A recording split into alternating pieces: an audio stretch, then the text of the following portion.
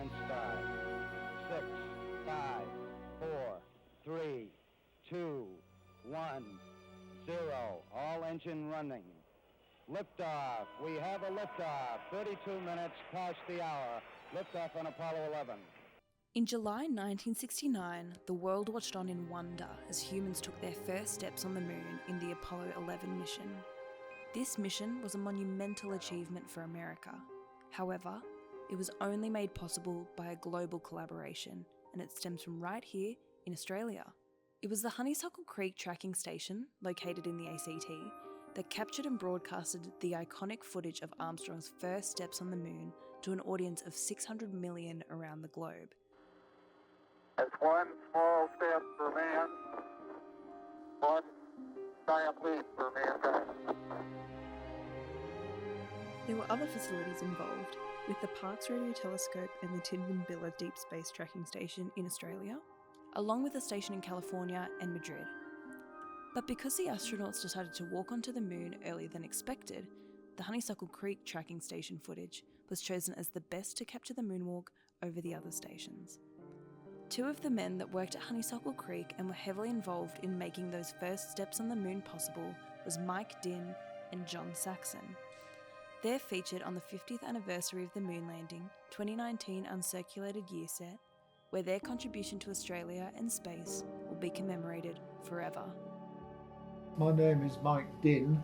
My job, I found out when I arrived, was to run the operations, which was even more frightening.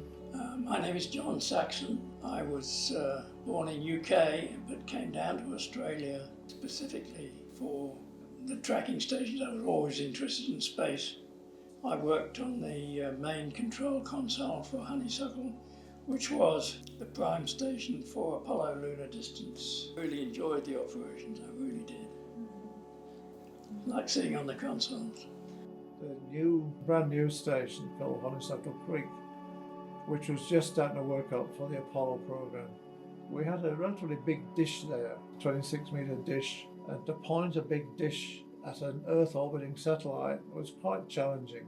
We were slated to be in view when they took the first step. So Canberra time, they landed about 6 a.m. The moon didn't rise till about 11 a.m. They landed on the moon and they were supposed to sleep for 2 or 3 hours.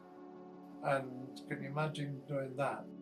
It was decided they would not bother sleeping, they'd get out a bit earlier. Now this impacted on the Australian involvement because the Parkes dish, the big Parkes 64-meter dish, had been set up to support this phase of the mission.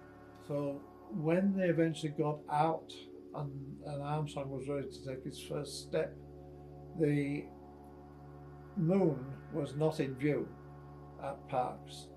That was why, because of him, was why we got the television of Armstrong's first steps was supposed to be Goldstone. Because Armstrong decided to get out and walk a bit early, they had the wrong shift on. We were receiving the television of the first step at Honeysuckle. That went to Houston, and at Houston they made a selection between the California station and ours. And in the end, they selected ours as being slightly better than the one come from California. So our career highlight was that our TV was released at Houston to the world. I'm happy that it was us and not somebody else. It was all very exciting. We didn't get time to look at the television, I have to tell you, although we did have a peek occasionally.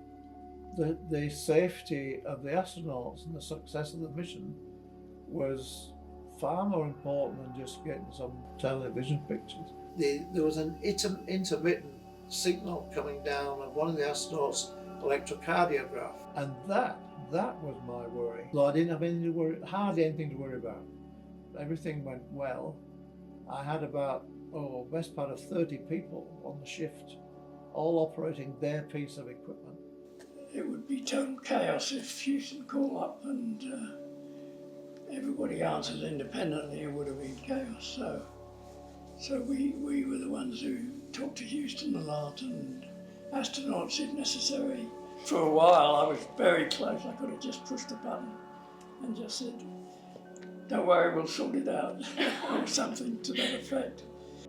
My feeling was one of satisfaction that all the test, training, documentation and planning that we'd done all came to play with no problems.